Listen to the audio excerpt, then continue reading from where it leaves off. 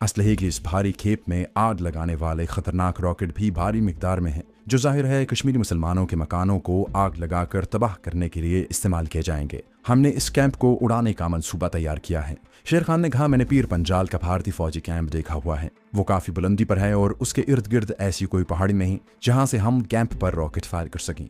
अरसलान कहने लगा, हमने इस बात के पेश नज़र ही एक दूसरा मंसूबा तैयार किया है। इसके लिए हमें किसी पहाड़ी टीले की पोजीशन से कैंप पर रॉकेट फायर करने की जरूरत नहीं है। शेर खान ने मुस्कुराते हुए पूछा, क्या कहीं कोई हेलीकॉप्टर हाथ लग गया है जिस पर बैठकर कैंप पर रॉकेट फायर किए जाएंगे? अरसलान ने कहा, इस मिशन में हमें किसी हेलीकॉप्टर की भी जरूरत नहीं पड़ेगी। शेर खान ने पूछा, तो फिर कैसे अटैक होगा? अरसलान कहने लगा, ये सरबकफ मिशन होगा। हमारा एक मुजाहिद इंतहाई धमाका खेज मवाद ट्रक में भरकर भारतीय मशीन गन्नों की बोछाड़ों में कैंप में दाखिल होगा और असलहा और गोला बारूद के स्टोर की दीवार से जाकर टकराएगा।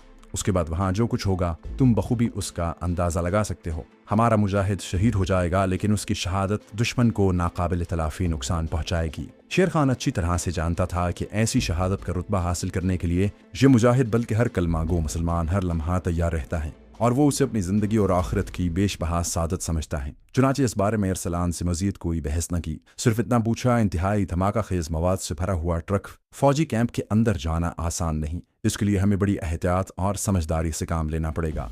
अरसलान कहने लगा, मैंने बहुत सोच समझ कर हर पहलू पर गौर करने के बाद यह मंसूबा तैयार किया है। हमने उस जगह का भी तयन कर लिया है जहाँ से हम बारूदी ट्रक हासिल करेंगे और फिर हमारा मुजाहिद उसे खुद ड्राइव करके कैंप के अंदर ले जाकर एमुनिशन डिब्बू की दीवार से टकरा देगा। शेर खान ने पूछा, यह मिशन कब शुरू करने का इरादा है? अरसलान ने कहा, पीर पंजाल की पहाड़ियों पर बर्फबारी का इंतजार है, यह मिशन बर्फबारी में शुरू किया जाएगा। अरसलान ने इस मिशन के लिए मुजाहिदों का इंतखाब कर लिया था। यह अरसलान और शेर खान को मिलाकर कुल 6 मुजाहिदों की पार्टी थी। असलहा वगैरह का भी पूरा इंतजाम हो चुका था। चुनाचे उससे अगले ही रोज ये पार्टी पीर पंजाल की पहाड़ियों की जानिब रवाना हो गई। ये लोग देहाती लिबास में थे और खच्चरों पर सफर कर रहे थे। ये लोग रात के वक्त अपने खुफिया ठिकाने से चले थे। वो रात और उससे अगला दिन पहाड़ी जंगलों में सफर करते गुजर गया। दूसरे दिन रात के वक्त पार्टी पीर पंजाल की पहाड़ियों में पहुंच गई। एक खास पहाड़ी पहले से चुन ली गई थी जहां एक छोटा सा गार भी था और 20 फुट नीचे पहाड़ी सड़क गुजरती थी जो फौजी कैंप को जाती थी। इस सड़क पर से अक्सर फौजी ट्रक आते जाते रहते थे। 6 के 6 मुजाहिद पहाड़ी गार में आकर चुप गए। उनमें वो मुजाहिद भी था जिसने ट्रक गोला बारूद के जखीरे से टकराकर शहीद होना था। उसका नाम गुलाम हुसैन था। वो खूबसूरत कश्मीरी जवान था, शरई दाढ़ी थी, पाबंदे सौ मसलात था। शहीद होने के ख्याल से उसके चेहरे पर हर वक्त एक नूर बरसता रहता। अरसलान दूरबीन लेकर टीले के गार के थाने पर एक तरफ होकर बैठ गया। मौसम सर्द था, बर्फ नहीं गिर रही थी मगर आसमान पर हल्के हल्के बादल छाए हुए थे। अरसलान ने दूरबीन शेर खान को देते हुए कहा, नीचे देखो। नीचे वो पक्की सड़क है जो भारतीय फौज ने कैनवायों की नकलो हरकत के लिए खास तौर पर चौड़ी और पुख्ता की हुई है। शेर खान दूरबीन लगाए नीचे पहाड़ी सड़क को गौर से देख रहा था। इतने में सड़क पर से एक जीप और फिर एक फौजी ट्रक भी गुजर गया। कमांडर शेर खान ने दूरबीन आंखों के आगे से हटाते हुए अरसलान से पूछा, जाहिर है इस मिशन के लिए हमें भारतीय फौजी ट्रक इस्तेमाल करना होगा। ये ट्रक हम कहाँ से लाएंगे? अरसलान कहने लगा, ये ट्रक मैं और तुम यानी हम दोनों अगवा करके लाएंगे। ये फौजी ट्रक हम कहाँ से अगवा करके लाएंगे? शेर खान के सवाल पर अरसलान ने कहा, उसी सड़क पर से अगवा करेंगे, बाकी तुम्हें बहुत जल्द सब कुछ मालूम हो जाएगा। शेर खान ने एक और सवाल किया, धमाका खेज मवाद कहाँ रखा हुआ है? अरसलान ने कहा, उसी गार में है। ये काम हमने 3 रोज पहले ही कर दिया था। मेरे साथ आओ, मैं तुम्हें दिखाता हूँ। कमांडो अरसलान और शेर खान पहाड़ी गार के अंदर चले गए। गार में काफी आगे जाकर एक कुशादा दालान सा था जिसकी दीवार के साथ मेजों पर जदीद तरीन धमाका खेज मवाद रखा था जिसको अगवा किए जाने वाले ट्रक में रखना था और उस ट्रक ने कैंप के अंदर एमुनिशन डिपो से टकराकर वहां तबाही मचानी थी। वहां से भारत का फौजी कैंप एक पहाड़ी के दामन में दिखाई दे रहा था। कमांडो अरसलान ने शेर खान को धमाका खेज मवाद दिखाया। ये बारूद की शक्ल में नहीं था बल्कि केमिकल्स की शक्ल में था। शेर खान ने डिब्बे में से शीशे की लंबी लंबी नलकियां बड़ी एहतियात से निकाल कर उनका जायजा लिया। अरसलान ने कहा, ये धमाका खेज केमिकल्स फ्रांस की वजारत दिफा की दरियाफ्त हैं। इसे हम यहाँ एक भारतीय फौजी कैंप में ट्राई कर चुके हैं। तवक्को से ज्यादा कामयाब नतीजा बरामद हुआ। शेर खान ने नलकियां डिब्बे में एहतियात से रखते हुए कहा, मैं समझ गया हूँ। और वो दोनों गार से निकलकर उसके तहाने पर पहाड़ी दीवार की आड़ में बैठ गए। शेर खान दूरबीन लगाकर दूसरी पहाड़ी के दामन में भारतीय फौजी कैंप को गौर से देखने लगा। उस कैंप से वो वाकिफ था और जहां एक मिशन में वो 20 भारतीय फौजी हलाक कर चुका था। भारतीय फौजी कैंप के गेट पर 2 फौजी पहरा दे रहे थे। काफी बड़ा कैंप था, 3 जानिब फौजी बैरकें थीं। अरसलान ने कहा, कैंप के गेट से दाएं जानिब तुम्हें कुछ फासले पर एक दीवार नजर आ रही होगी। ये एमुनिशन डंप की दीवार है। दोस्तों, आगे बढ़ने से पहले आपसे गुजारिश है कि अगर आपने अभी तक इस चैनल को सब्सक्राइब नहीं किया तो इसे सब्सक्राइब कीजिए और वीडियो पसंद आने की सूरत में इसे लाइक, शेयर और कमेंट करके हमें बताइए कि आपको हमारी वीडियो कैसी लगी। तो आइए कहानी की तरफ चलते हैं। ट्रक इसी दीवार से जाकर टकराएगा। दीवार के करीब ही जो बैरक है, इस बैरक में फौजी दफातर हैं जहां महाराष्ट्र राइफल्स के कर्नल और ब्रिगेडियर बैठते हैं और साथ वाली बैरक में फौजी हर वक्त मौजूद होते हैं। ट्रक के धमाके से एमुनिशन के जखीरों में धमाका होगा और सबसे पहले महाराष्ट्र राइफल्स के फौजी अफसर और बैरकों में मौजूद भारतीय सिपाही उड़ जाएंगे। उसके बाद जो तबाही मचेगी उसका हम शायद अंदाजा नहीं लगा सकते। उसी रात के 12 बजे के बाद पीर पंजाल की पहाड़ियों पर बर्फ गिरना शुरू हो गई। मुजाहिदों को इसी का इंतजार था। कमांडो अरसलान ने मुजाहिदों को अलर्ट कर दिया और असलहा चेक करने का हुक्म दिया। उसने शेर खान से कहा, यह बड़ा अच्छा शगुन है कि बर्फबारी आधी रात के बाद शुरू हुई है। हम मुंह अंधेरे अपने मिशन का आगाज करेंगे।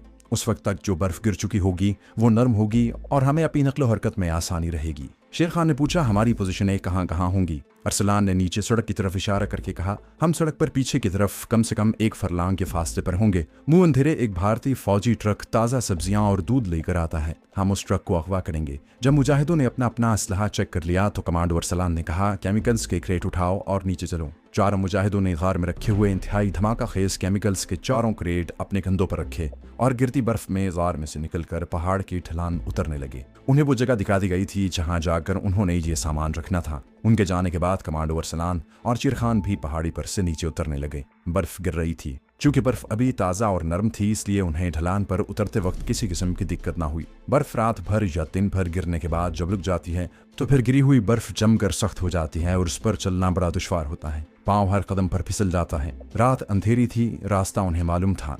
वो टीले की अकब की जानिब से ढलान उतर रहे थे। नीचे आने के बाद वो बल खाती पहाड़ी सड़क के साथ साथ पीछे की तरफ चलने लगे। वो सड़क से उतरकर दरख्तों और झाड़ियों की ओट में होकर चल रहे थे। मुजाहिद उनसे आगे निकल चुके थे। पीछे शेर खान और अरसलान चल रहे थे। दोनों के पास स्ट्रिंग गन्ने थीं। उन्होंने हुड कैप वाली गर्म जैकेटें पहन रखी थीं जो गिरती बर्फ में बर्फ के साथ ही कैमोफ्लाज हो रही थीं और दूर से उन्हें देखा नहीं जा सकता था। भीतर में पीछे से किसी फौजी ट्रक की आवाज आई। अरसलान और शेर खान वहीं बैठ गए और पहाड़ी सड़क को गौर से देखने लगे। जहां सड़क पीछे जाकर एक टीले की तरफ मुड़ जाती थी वहां कुछ देर के बाद ट्रक की हेडलाइट्स की रोशनी नमूदार हुई। फिर एक फौजी ट्रक पूरी आवाज से आहिस्ता आहिस्ता चलता सड़क पर आ गया। जहां चढ़ाई थी। ट्रक की रफ्तार हल्की थी। जब ट्रक उनके सामने ऊपर सड़क पर से गुजर गया तो दोनों अरसलान और शेर खान उठ खड़े हुए। शेर खान ने कहा, सुबह के वक्त कोई फौजी कैनवाय न आ जाए, इसका मसला बन जाएगा। अरसलान ने झाड़ियों में से चलते हुए कहा, अगर कैनवाय आ भी गया तो देखा जाएगा। जैसी सूरत हाल बनेगी वैसा ही करेंगे। चलते चलते आखिर वो उस मकाम पर पहुंच गए जहां सड़क एक टीले के पहलू की तरफ मुड़ जाती थी। यही जगह पहले से रजिस्टर की हुई थी। चारों मुजाहिद वहां पहुंच चुके थे और अपनी अपनी पोजीशन ले चुके थे। अरसलान और शेर खान ने धमाका खेज केमिकल के 4 क्रेट चेक किए। उन्हें बड़ी एहतियात के साथ एक जानिब रख दिया गया था। ये केमिकल्स इस कदर हसास थे कि जरा सी ठोकर के लगने से फट सकते थे। चारों मुजाहिद सड़क के नीचे झाड़ियों के पीछे करीब करीब ही छुपे हुए थे। शेर खान और अरसलान मुजाहिद गुलाम हुसैन के पास आकर बैठ गए। शेर खान ने गुलाम हुसैन से कहा, गुलाम हुसैन, तुम खुशनसीब हो कि तुम्हें जिंदगी में ही अपनी शहादत की बशारत मिल गई है। गुलाम हुसैन ने अपनी जैकेट की हुड कैप के अंदर सर के साथ कफन के तौर पर सफ़ेद रुमाल लपेट रखा था जिस पर कलमा शरीफ लिखा हुआ था। गुलाम हुसैन के चेहरे पर नूर बरस रहा था। उसने मुस्कुराते हुए कहा, सर, मैं अपनी खुशबख्ती पर जिस कदर भी नाज करूं कम है कि मैं थोड़ी देर बाद शहीद हो जाऊंगा और अपनी जान इस्लाम और जहाद कश्मीर के लिए कुर्बान कर दूंगा। अरसलान ने कहा, इसमें कोई शक नहीं कि ये बड़ी सरबुलंदी की बात है। अल्लाह ताला हम सबको शहादत का दर्जा अता फरमाए। शेर खान ने आहिस्ता से कहा, आमीन। अब उन्हें इस भारतीय फौजी ट्रक का इंतजार था जिसे मुंह अंधेरे वहां से गुजरना था। बर्फ गिर रही थी। ये लोग 2 दरख्तों के नीचे छुप कर बैठ गए।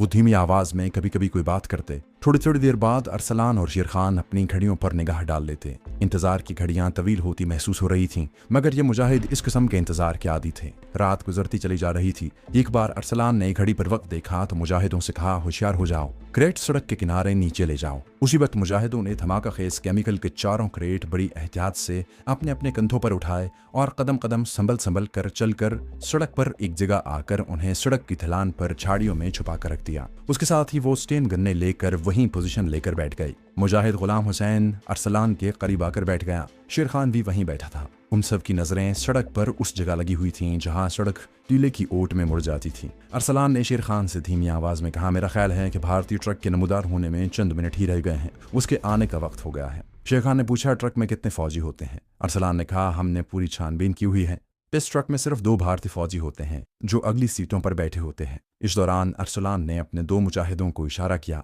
दोनों मुजाहिद उसी वक्त अपनी पोजीशनों से निकलकर सड़क पर आ गए। वो अपने साथ दरख्त के एक बहुत बड़े टहन को घसीट कर ला रहे थे। यह टहन उन्होंने पहले ही से दरख्त पर से काट कर वहां छुपाया हुआ था। दरख्त का टहन उन्होंने सड़क के दरमियान डाल दिया। सड़क ज्यादा चौड़ी नहीं थी। दरख्त के टहन ने सड़क ब्लॉक कर रखी। उसके बाद दोनों मुजाहिद दौड़कर अपनी अपनी पोजीशन में चले गए। कमांडो अरसलान ने शेर खान को समझा दिया था कि उन्हें क्या करना है। ये वक्त ये लम्हे बड़े हैजान खेज थे। सब मुजाहिदों की नजरें बल खाती सड़क के मोड़ पर लगी थीं, जो गिरती बर्फ में सफेद हो गई थी। हर तरफ खामोशी छाई हुई थी। बर्फ अब हल्की हो गई थी। शेर खान ने आहिस्ता से कहा, खुदा करे कि ट्रक आ जाए। अरसलान ने कहा, ट्रक जरूर आएगा, वो रोजाना सप्लाई लेकर आता है।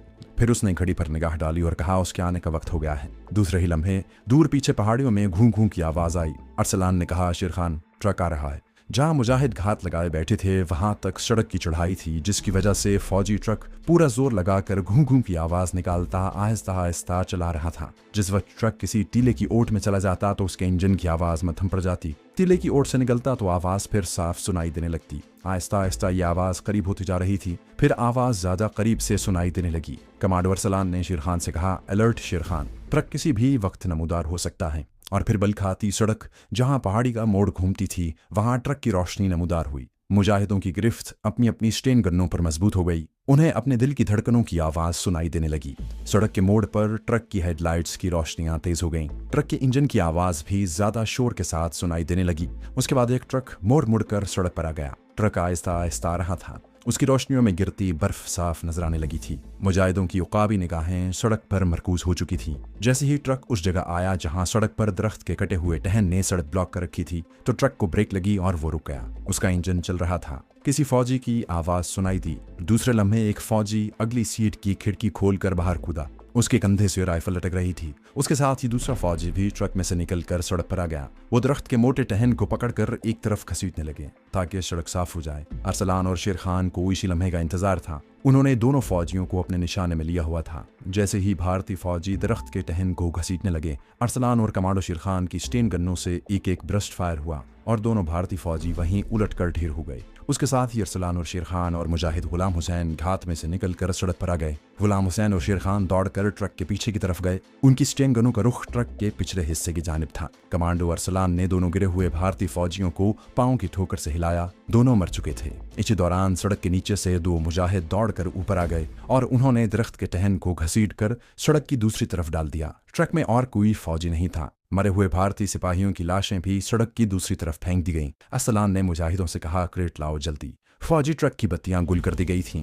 गुलाम हुसैन जल्दी से ट्रक की ड्राइविंग सीट पर बैठ गया। मुजाहिद एक एक करके ट्रक को उठा कर ले आए। शेर खान, अरसलान और दूसरे मुजाहिदों ने मंसूबे के मुताबिक धमाका खेज केमिकल के 4 क्रेट गुलाम हुसैन के पांव के करीब रख दिए। यह ऐसी खतरनाक जगह थी कि जहां जरा सी ठोकर के लगने से 4 क्रेट एटम बम की तरह फटकर तबाही मचा सकते थे। उनका उसी जगह रहना जरूरी था। चारों मुजाहिदों ने बारी बारी गुलाम हुसैन का हाथ अपने हाथों में लेकर अकीदत से चूमा और कलमा पाक का विरत करते पीछे हट गए। शेर खान और अरसलान ने बारी बारी गुलाम हुसैन के माथे को चूम कर कलमा पढ़ा। कमांडो अरसलान ने कहा, मेरे शेर जाओ, जन्नत के दरवाजे तुम्हारे लिए खोल दिए गए हैं।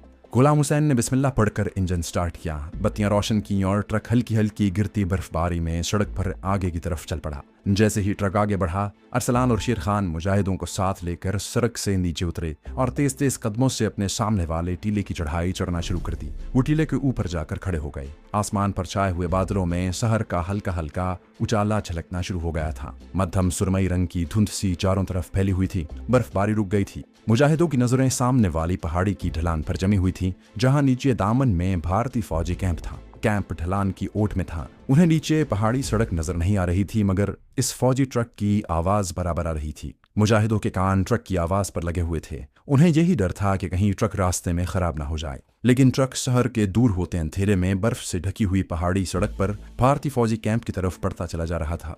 सड़क की ढलान शुरू हो गई थी और ट्रक की रफ्तार तेज होती जा रही थी। गुलाम हुसैन ने दोनों हाथों से फौजी ट्रक का थिरकता हुआ स्टीयरिंग मजबूती से पकड़ रखा था। फौजी कैंप करीब होता जा रहा था। गुलाम हुसैन की शहादत की मुबारक घड़ी करीब आती जा रही थी। उसके दिल में अल्लाह का ख्याल था और लब पर दरूद सलाम था। सड़क ने एक पहाड़ी का चक्कर काटा तो सामने भारतीय फौजी कैंप की रोशनियां नजर आने लगी। गुलाम हुसैन ने ट्रक की रफ्तार और तेज कर दी। कैंप के गेट पर खड़े फौजी गार्ड ने ट्रक को दूर से देखा तो समझ गए कि सप्लाई लाने वाला ट्रक आ गया है। उन्होंने गेट खोल दिया। ट्रक इतनी तेजी से गेट में से गुजरा कि दोनों फौजी हैरान होकर एक दूसरे का मुंह तकने लगे। वो यही समझे कि ट्रक के ब्रेक फेल हो गए हैं। ट्रक को गुलाम हुसैन ने गोला बारूद के जखीरे वाली दीवार की तरफ तेजी से मोड़ दिया।